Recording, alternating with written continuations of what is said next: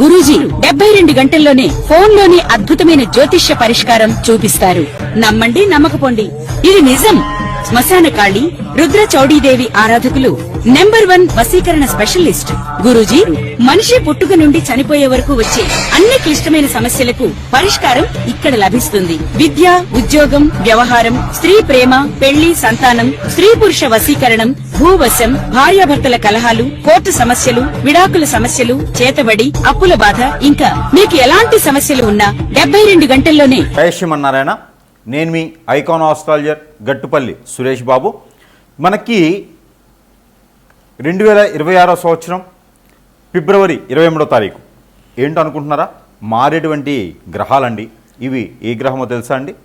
కుజగ్రహం. ఈ కుజగ్రహం రాహుతో కలయికతో, అలానే కుంభరాశిలో రాహుతో కలయికతో రాబోతుంది.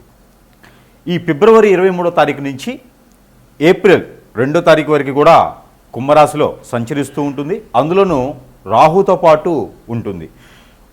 మొదటిగా అధ్యయనంలో, అదే మొదటి భాగంలో, మొదటి వారంలో కూడా షష్టగ్రహి కూటమిలాగా ఏర్పడుతుంది కుంభరాశిలో. ఆ తర్వాత రాహుతో ఈ యొక్క ఏప్రిల్ 2వ తారీఖు వరకు కూడా రాహువు కుజుడు కలయికతో ఉంటారు. కాబట్టి ఆపోజిట్ సైన్ కేతువు కూడా వీరికి సహకరించేసి ఒక శుభదృష్టి అశుభదృష్టి యొక్క ద్వాదశ రాశుల వారి మీద ఎలా ఉండబోతుంది, వారి యొక్క జీవితంలో ఎలాంటి మార్పులు రావబోతాయి. అలానే మరొక విషయం కూడా ఏంటి ఏమంటే కనుక నూతన సంవత్సరం కూడా ఆరంభం అవబోతుంది. మన యుగాది నుంచి నూతన సంవత్సరం ఆరంభం కూడా ఈ కుంభరాశిలో రాహుతో పాటు కూడినటువంటి కుజుడు ఉండడం జరుగుతూ ఉంది. కాబట్టి ఈ మేర ఎలా ఉండబోతుంది ద్వాదశ రాశుల వారికి చూసినట్లయితే, ఎవరెవరి జీవితంలో పెళ్ళిళ్ళు చేసుకుంటారా, ఎవరెవరి జీవితంలో అన్యోన్యంగా ఉన్నటువంటి దాంపత్యం ఉంటుందా, ఎవరెవరి జీవితంలో వీరి యొక్క రాహువు కేతువు అందులోనూ కలయికతో ఉన్నటువంటి కుజుడు, వీరి యొక్క శుభ అశుభ ఫలితాలు ఏ రాశి వారి మీద ఎలా ఉంటాయి, ఆ తర్వాత బిజినెస్ చేసుకునేవారు, విదేశాలకు వెళ్ళేవారికి ఎలాంటి శుభ ఫలితాలు ఉంటాయి, ఏది ఎప్పటివరకు తెలుసా అండి? ఫిబ్రవరి 23వ తారీఖు నుంచి ఏప్రిల్ 2వ తారీఖు వరకు కూడా వీరి యొక్క గోచార స్థితిగతుల ప్రకారంగా ఈ యొక్క గ్రహరీత్యా దోషాలు ఏమున్నాయా, వీరి యొక్క స్థితిగతులు ఎలా ఉన్నాయో చూసినట్టయితే కనుక ఒకసారి మనం పరిశీలన చేసుకున్నట్టయితే ద్వాదశ రాశుల్లో ఒకటైనటువంటిది, ద్వాదశ రాశుల్లో ఒకటి కుంభరాశి. అదృష్టం ఏంటంటే మీకు 2వ స్థానంలో శని భగవానుడు సంచరించడం. ఇది అదృష్టం ఏంటా అని చెప్తా. ఇక మీ రాశి ఏదైతే కుంభరాశి ఉందో ఇక్కడ రాహువు ఉండడం. ఈ రాహువులో ఈ ఫిబ్రవరి 23వ తారీఖున కుజుడు కూడా సంచరించడం. ఏప్రిల్ 2వ తారీఖు వరకు ఉండేటువంటి కుజుడు సింహరాశిలో ఉన్నటువంటి కేతువుతో పాటు ఆపోజిట్ సైన్ అయినటువంటి వలన రాహుతో కలిసి ఉండడం. ఇకపోతే దీని వలన మీకు అనుకోని ఒక అవకాశాలు రావడం, ఏదైతే ఇప్పుడు చేస్తున్నటువంటి వ్యాపార వృత్తి కావచ్చు, రాజకీయ రంగం కావచ్చు, సినీ రంగం కావచ్చు, ఏదైనా సరే అపరాలు చేసేటువంటి మార్కెటింగ్ రంగాలు కావచ్చు, ఎందులైతే ఉందో ఇబ్బంది పడుతూ ఉన్నారో ఇక కుటుంబ సమస్యలు ఒకటి తోడవటం, వీటన్నిటితో పాటు మీరు కొట్టుమిట్లాడేటువంటి జీవితం అనుకోవటం, ఇలాంటి జీవితం నుంచి కొంచెం మేర మీకు చీకటి నుంచి వెలుగు వచ్చింది అనుకునే విధంగా అయితే కనుక ఖచ్చితంగా ఉంటుంది. ఏదో రకమైనటువంటి మీకు అవకాశం అయితే వస్తుంది. ఆ అవకాశాన్ని మీరు అందిపుచ్చుకోవాలి. ఇంకేముందులే, ఈ చిన్న అవకాశం మనం ఏం చేస్తాంలే, మన దగ్గర ఇప్పుడు అంత ఉండకపోవచ్చు, మనకు సపోర్టింగ్ లేదు అని అనుకోకండి. మీరు మొదలు పెడితే, మీరు తొలి అడుగు అనేది వేయగలిగితే ఖచ్చితంగా మీకు ఆ అదృష్టం రాబోతుంది. కాబట్టి దానికోసం మీరు నిద్రాహారం మానుకునే అవసరం లేదు, వెయిట్ చేస్తే చాలు. ఖచ్చితంగా మీకు మీ చెంతకే వస్తుంది అవకాశం, అది అందిపుచ్చుకోండి. మీకు అన్ని రకాల అవకాశాలని అదే తీసుకొస్తూ ఉంది. ఇకపోతే పాత సంబంధించినటువంటి బంధుమిత్రులు కావచ్చు, స్నేహితులు కావచ్చు, ఎవరైనా ఉన్నారో వారు మీ దగ్గరికి మళ్ళీ ఆలోచన చేసి వచ్చేలాగా, మీ సహాయం కూడా మళ్ళీ పొందేలాగా కూడా కనపడుతున్నారు. కాబట్టి కొంచెం జాగ్రత్తగా ఊహించుకోండి. మీ బుర్రకి కొంచెం ఆలోచన చెప్పండి. కాబట్టి ఎందుకంటే మన దగ్గరకు వచ్చే ప్రతి ఒక్కరు కూడా వారి అవసరం కొంది వస్తున్నారు అని గ్రహించండి. ఎందుకంటే ఈ 40 రోజుల్లో మీరు పొందుకున్నటువంటి ఆ ఒక అవకాశాన్ని పొందించుకోండి. కానీ ఇలాంటి ఎవరైనా వచ్చారు సహాయం కోరారంటే ఖచ్చితంగా వారి వలన మీకు ఇబ్బంది అవ్వబోతుంది అని అర్థం చేసుకోండి. ఇంకా ఏదైనా ఉంటే ₹1 ఇచ్చి వదిలించుకోండి. మంచి వాళ్ళని కొనుక్కునేలాగా చెడ్డ వాళ్ళని కూడా వదిలించుకోవాలి. అలాగే మంచిగానే పక్కన పెట్టేయండి, కానీ కొట్లాట్లు దొరికి వెళ్ళొద్దు. ఇక అలానే మీకు అన్ని రకాలు బాగుండాలి అనుకుంటే కనుక ఈ చిన్నపాటి పరిహారం కూడా మీరు పాటించండి, అన్ని రకాలు బాగుంటుంది. ఇక కొత్తగా ఏదైనా వ్యాపారం చేయాలి అని అనుకుంటే కనుక మీకు వచ్చేటువంటి వనరులు అందిపుచ్చుకుని చేసుకోండి. అలానే కొత్తగా ఏదైనా పెట్టుబడులు అయితే మాత్రము పెట్టకండి, ఇబ్బంది పడేటువంటిది అయితే కనబడుతుంది. మీరు పెట్టుబడులు పెట్టి వ్యాపారం చేయాలంటే మినిమం ఈ యొక్క 2026 సంవత్సరంలో జూన్ 15 తర్వాత మాత్రమే మీరు అలాంటి ఆలోచన చేయండి. ఇక మీకు ఇంకా కూడా ఏం చేసినా ముందుకు వెళ్ళట్లేదు, అన్ని రకాలు కూడా అష్టదిబ్బంది అయిపోతుంది, ఎక్కడేసిన గొంగడు అక్కడే ఉంటుందండి అనుకుంటే కనుక ఖచ్చితంగా మన దగ్గర మంత్రోచ్చారణ చేసినటువంటి వస్తువులు ఉన్నాయి. వాటిని మీకున్న సమస్యను బట్టి వస్తువుని మీ చెంతకి చేర్చేటువంటి సదవకాశాలు కూడా మనకి సరసమైన ధరల్లోనే ఉన్నాయి. కాబట్టి ఎవరికైనా కావాలంటే కూడా సంప్రదించవచ్చు. ఇలానే ఈ రాశి వారు కనుక ఈ చిన్న పరిహారం చేసుకున్నట్టు కనుక మీకున్నటువంటి కుజదోషం ఒకటే కాదండి, రాహుకేతు దోషం కూడా కొంతమేర పటాపంచలేటువంటి అవకాశం లేనున్నట్లుంది, ఖచ్చితంగా ఉంటుంది. కాబట్టి ఈ యొక్క చిన్న పరిహారం అయితే కనుక మీకోసం అది ఏమిటో తెలుసా అండి? పంచామృత అభిషేకం. ఎక్కడ చేయాలి? ఈ పంచామృత అభిషేకము సుబ్రహ్మణ్యేశ్వర స్వామి వారి దగ్గర అయినా కావచ్చు, రెండోది వినాయక స్వామి వారికైనా చేయొచ్చు. లేదు అంటే కనుక మీకు ఎక్కడైనా సమీప దూరంలో శివాలయం ఉంటే కనుక శివాలయంలో అయినా సరే మీరు ఈ యొక్క పంచామృత అభిషేకం అనేది చేయొచ్చు. లేదు అంటే కనుక మీకు నాగపడిగలు ఎక్కడైనా ఉంటే చేయండి. లేదు అంటే కనుక మీకు ఈ యొక్క దత్తాత్రేయ స్వామి వారికి కూడా అభిషేకం చేసుకోవచ్చు.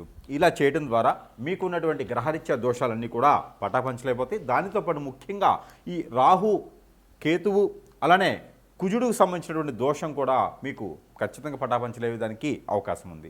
ఇకపోతే మీరు గోధుమలు 1 కిలో, పచ్చ పెసలు 1 కిలో, ఉలవలు 1 కిలో, కందులు 1 కిలో, ఇవన్నీ కూడా తీసుకొని వెళ్ళి ఒక ఎర్రని వస్త్రం తీసుకొని ఒక రాగి చెంబు పాత్ర తీసుకొని ఇవన్నీ కూడా ఎక్కడైనా మీ తలమేం పెట్టుకొని వెళ్ళి పారేడు నీటిలో వేయాలి. మీకు సమస్య ఏముంది, గ్రహరీత్య దోషాలు ఉన్నాయి, దాని నుంచి మీకు ఏది అపారం జరగకూడదు అని చెప్పి తలుచుకొని అవన్నీ కూడా మీరు ఆ పారేడు నీటిలో వేసి ఆ బట్టలతోనే స్నానం చేసి ఆ బట్టలను అక్కడ వదిలివేసి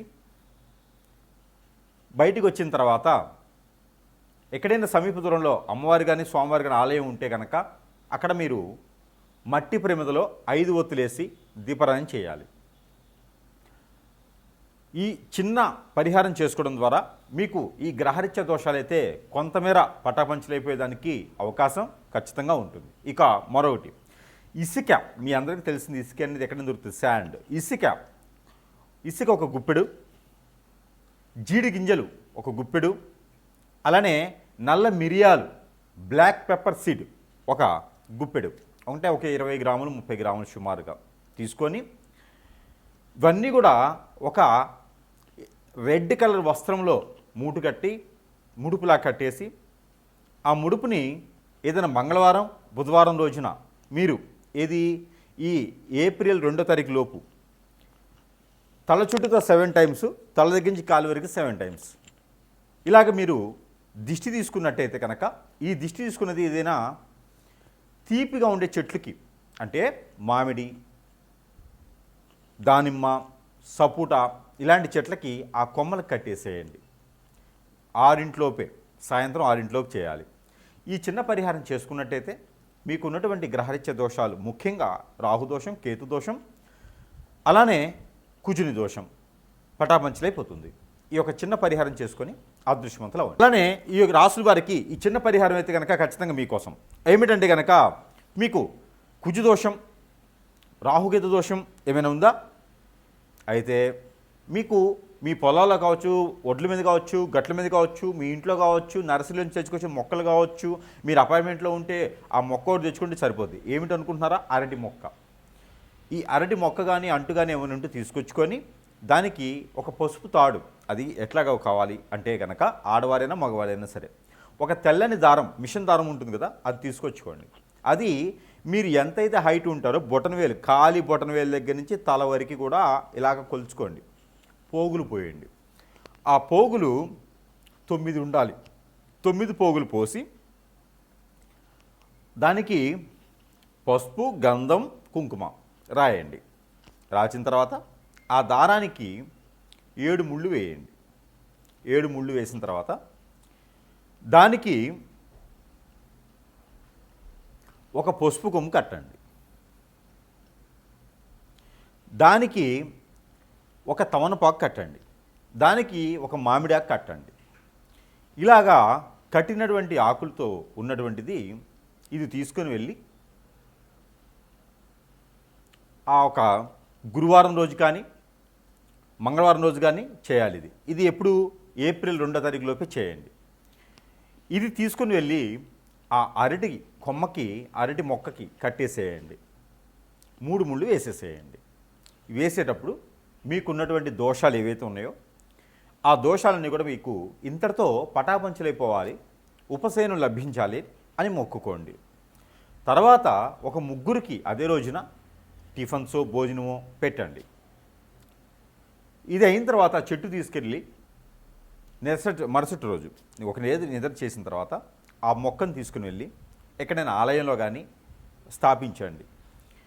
మీ పొలాలుంటే పొలాల్లో స్థాపించండి. ఈ 2 లేదనుకుంటే ఇంట్లో ఉంచకండి. తీసుకుని వెళ్ళి ఎక్కడైనా పారేడు నీటిలో వేసేయండి. ఆ కుండితో సహా పారేడు నీటిలో వేయండి.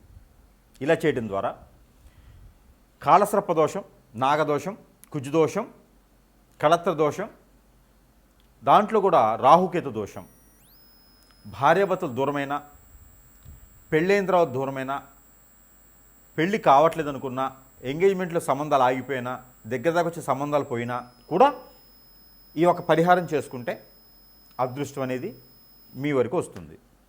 అలానే అదే అరటి మట్ట తీసుకొని అదే రోజున మట్టలో దీపారాయణ చేసి 2 ఒత్తులేసి ఆవు నెయ్యితో దీపారాయణ చేసి నీటిలో వదలండి. మనం కార్తీక మాసంలో వదులుతాం కదా, అలాగా నీటిలో వదలండి.